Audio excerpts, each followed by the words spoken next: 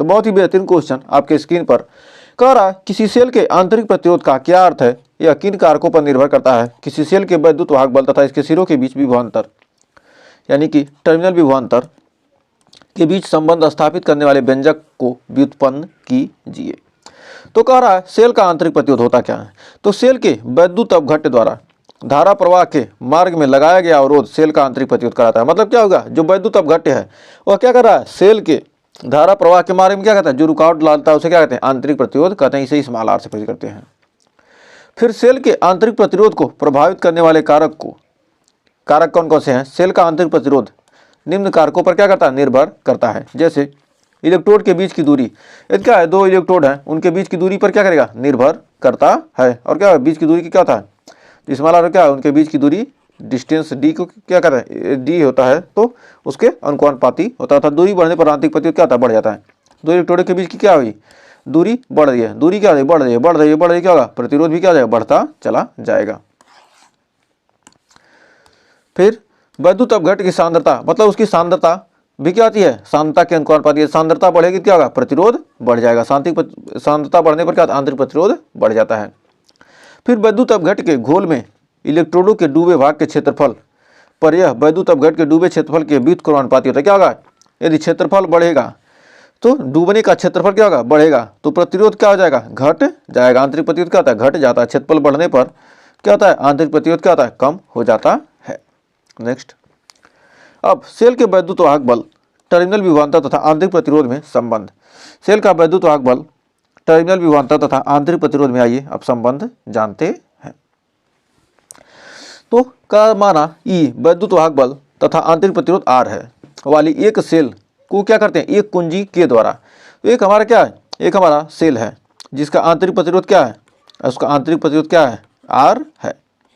उसको हम क्या करते हैं, एक कुंजी के और करा क्या, एक कुंजी के द्वारा किसी बाह्य परिपथ में जोड़ दिया जाता है। किसी बाह्य परिपथ में क्या किया हमने, यहाँ पर रेजिस्टेंस लगा कर क्या एक बाह्य परिपथ में जोड़ दिया जिसका प्रतिरोध क्या आर है। उसका कुंजी के को बंद करने पर क्या हमारे इसका इस परिपथ का क्या प्रतिरोध आर है। मतलब एक हमने लोड के रूप में क्या हमने एक रेजिस्टेंस लगा दिया, आर है।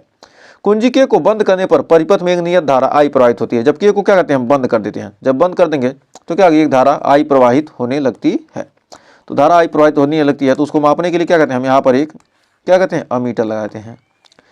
प्रवाहित होने लगती है जिसकी मान प्रतिरोध के जिसका मान परिपथ के श्रेणी क्रम में जुड़े अमीटर की सहायता से, परिपथ के श्रेणी क्रम में क्या हमने एक अमीटर जोड़ दिया, उससे क्या कहते हैं, उस धारा का मान ज्ञात कर लेते हैं। और इसका यदि क्या करना है, विभवांतर निकालना है तो क्या कहते हैं, हम एक इसके समांतर में क्या करेंगे, वोल्टमीटर जोड़ देते हैं जिससे हम क्या करते हैं, विभवांतर ज्ञात कर सकते हैं। तो एकदम सेम टू सेम फिगर यही है हमारा। तो हमारे क्या एक ई विद्युत वाहक बल का क्या एक सेल है जिसका आंतरिक प्रतिरोध आर है। तो हमारे क्या सेल को ऐसे प्रस्तुत करते हैं। उसको क्या किया, उसके समांतर में हमने एक विभवांतर ज्ञात करने के लिए क्या वोल्टमीटर लगा दिया और उसके श्रेणी क्रम में क्या हमने एक प्रतिरोध और एक कुंजी के साथ क्या किया, हमने एक अमीटर लगा दिया। तो जिसे कहते हैं हम धारा का मान पढ़ सकते हैं। तो हमें उम्मीद है यहाँ तक आपको कोई डाउट नहीं होगा। तो आइए बढ़ते हैं आगे। माना कि धारा आई परिपथ में टी समय के लिए प्रवाहित होती है। मान लेते हैं कि जो धारा आई है परिपथ में कितने समय के लिए, टी समय के लिए प्रवाहित होती है। टी समय तक धारा को प्रवाहित करते हैं। अतः परिपथ में प्रवाहित आवेश क्यू है। परिपथ जो है उसमें प्रवाहित आवेश क्या क्यू है। तो सेल सहित संपूर्ण परिपथ में आवेश को प्रवाहित कराने में सेल द्वारा क्या किया गया, कार्य क्या हो जाएगा, डब्ल्यू हो। तो यह ऊर्जा सहित पूर्ण परिपथ को निम्नलिखित दो भागों में प्रयुक्त करता है। यह जो है ऊर्जा है सेल को क्या करेगा, दो भागों में बदलेगा। ऊर्जा का एक भाग क्या होगा, बाह्य प्रतिरोध यानी डब्लू भाग, डब्लू जो क्या है बाह्य, जो बाह्य कार्य होगा उसको प्रतिरोध आर के में आवेश क्यू को प्रवाहित कराने में व्यय होता है। प्रतिरोध आर में क्या है, आवेश क्यू को क्या करें, प्रतिरोध आर में जो क्या बाह्य परिपथ क्या हम आर में प्रवाहित कराने में क्या होता है, कुछ ऊर्जा व्यय होता है। और शेष ऊर्जा दूसरा भाग यानी आंतरिक सेल के आंतरिक प्रतिरोध आर में वैद्युत अपघट्य में आवेश क्यू को प्रवाहित कराने में व्यय होता है। तो दो ऊर्जा, एक क्या होता है बाह्य में होगा जो क्या हमारा आंतरिक प्रतिरोध आर, जो बाह्य प्रतिरोध आर में होगा आवेश क्यू को प्रवाहित करने में ऊर्जा खर्च होगा। और कुछ ऊर्जा क्या होगा उसके आंतरिक प्रतिरोध आर में जो क्या वैद्युत अपघट्य में क्या करेंगे, आवेश क्यू को प्रवाहित कराने में कुछ ऊर्जा क्या होती है, व्यय होती है। तो अब हम संपूर्ण ऊर्जा निकालेंगे सेल द्वारा कुल किया गया कार्य। तो हम जानते हैं ई बराबर होता है क्या, डब्लू बटे क्यू। W बटे Q होता है। तो हम Q बराबर क्या होता है हमारा IT होता है W बटे IT, W बटे IT। तो हमको W निकालना है तो W में क्या होता है EIT, W बराबर हो जाएगा हमारा कितना EIT। तो W बराबर क्या हो जाएगा हमारा ये W बराबर क्या होगा EIT, तो W बराबर EIT।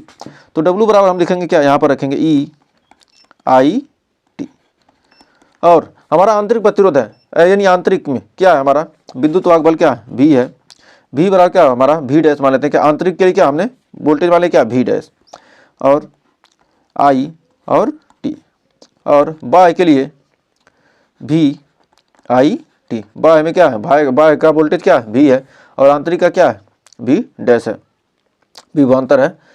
तो हमारा इतना आ गया, इसको मान लेते हैं समीकरण नंबर 1। यहाँ पर हो गया हमारा EIT। तो इसमें से क्या करेंगे हम IT कॉमन कर लेंगे, IT कॉमन कर लेंगे तो हो जाएगा V dash plus VIT। IT से IT क्या हो गया हमारा कैंसिल हो गया। तो हमारा E बराबर आ गया V डैश प्लस V। चूँकि हम V डैश जानते हैं, V डैश क्या हमारा क्या आंतरिक है, आंतरिक V बराबर क्या रहता है हमारा V बराबर IR। तो आंतरिक धारा क्या अंदर क्या है उसके अंदर I धारा प्रवाहित हो रही है और उसका प्रतिरोध क्या है R, तो V डैश बराबर IR। तो V डैश बराबर IR हो जाएगा। तो हमारा हो जाएगा E बराबर IR प्लस V। E बराबर क्या होगा IR प्लस V हो गया। तो E बराबर क्या IR प्लस V हमारा आ गया। अब यहाँ पर हम लिख सकते हैं यहाँ से V बराबर यदि हमको निकालना है तो V बराबर निकालना है तो E माइनस IR। तो यहाँ से V बराबर क्या निकालते हैं E माइनस IR। ये हमारा हो गया समीकरण नंबर 2। ये समीकरण 1 हो गया और ये हमारा हो गया क्या समीकरण नंबर 2। अब समीकरण 2 से हम जानते हैं E माइनस V बराबर क्या हो जाएगा IR हो जाएगा। तो E माइनस V बटे R बराबर हमारा क्या हो जाएगा I। धारा I का मान क्या हो जाएगा हमारा E माइनस V बटे R, E माइनस V बटे R हमारा क्या होगा I।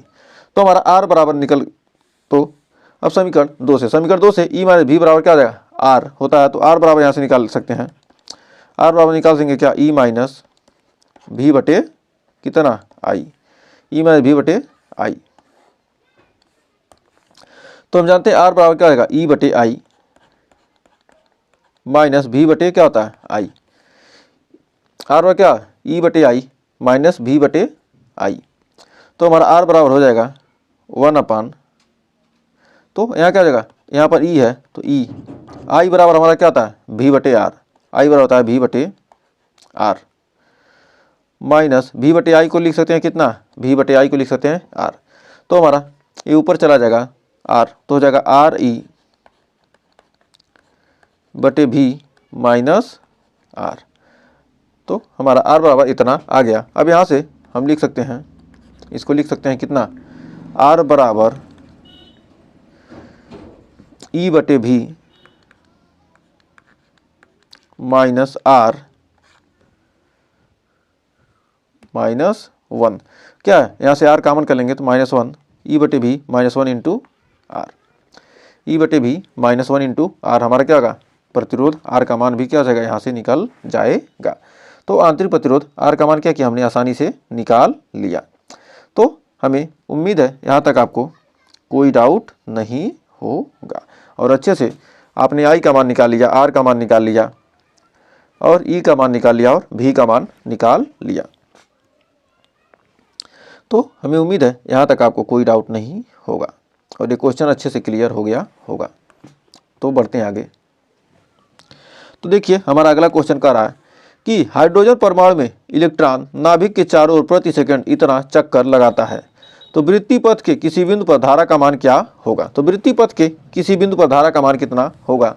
तो इलेक्ट्रॉन का आवेश दिया इतना, तो n बराबर कितना दिया है नाभिक के चारों ओर हाइड्रोजन परमाणु में कितने हैं प्रति सेकंड कितना चक्कर लग रहा है, n बराबर कितना 6 × 10⁻15। फिर इलेक्ट्रॉन का आवेश कर रहा है 1.6 × 10⁻−19। फिर कह रहा है टाइम दिया कितना 1 सेकेंड। तो आई बराबर क्या होता है हमारा Q बटे T, तो हमारा Q बराबर क्या होता है n इंटू ई। तो n का मान कितना है 6 × 10⁻15 ई का मान 1.6 गुणे 10 का पावर -19 और समय कितना है 1 सेकंड। तो 16 छक्का 96 यानी 9.6 और 15 में 6 गया, 15 में से 19 गया, कितना हो गया -4। यही हमारा क्या होगा आंसर। तो बढ़ते हैं आगे बहुत ही बेहतरीन क्वेश्चन की तरफ। तो देखिए बहुत ही शानदार क्वेश्चन आपके स्क्रीन पर कह रहा किसी विद्युत परिपथ में 2 एम्पियर की धारा 5 सेकंड तक प्रवाहित होती है। कितना एम्पियर की धारा 2 एम्पियर की धारा कितने सेकंड तक 5 मिनट तक। 5 मिनट यानी कितना आ जाएगा 5 गुणे 60 यानी 300 सेकंड तक क्या करिए धारा प्रवाहित हो रही है। तो यदि तक प्रवाहित करने पर सेल द्वारा 1200 जूल कार्य किया जा रहा है, तो यानी W का मान कितना है 1200 जूल। तो कितना कार्य किया जा रहा है W बराबर कितना, W बराबर यहाँ 1200 जूल क्या हो रहा है कार्य हो रहा है। तो सेल के वैद्युत वाहक बल की गणना कीजिए। तो सेल के वैद्युत वाहक बल की गणना करना ई बराबर क्या होता है W/Q होता है। तो ई बराबर क्या होता है W/Q। तो हम पहले Q का मान निकाल लेते हैं। Q बराबर क्या होता है IT। तो Q बराबर IT यानी I का मान कितना 2 एम्पियर, T का मान 300 सेकंड यानी कितना आ जाएगा 600 कूलाम। तो ई बराबर क्या होता है W/Q। तो W हमारे कितना है 1200/600 यानी कितना आ गया 2 वोल्ट प्रति कूलाम या वोल्ट, 2 वोल्ट या 2 जूल प्रति कूलाम। तो हमारा क्या ई का मान आ गया कितना 1020 कट गया यानी 6 दूनी 12/6 यानी कितना आ गया 2। तो 2 गया ई बराबर 2 वोल्ट या 2 जूल प्रति कूलाम। तो उम्मीद है यहाँ तक आपको कोई डाउट नहीं होगा।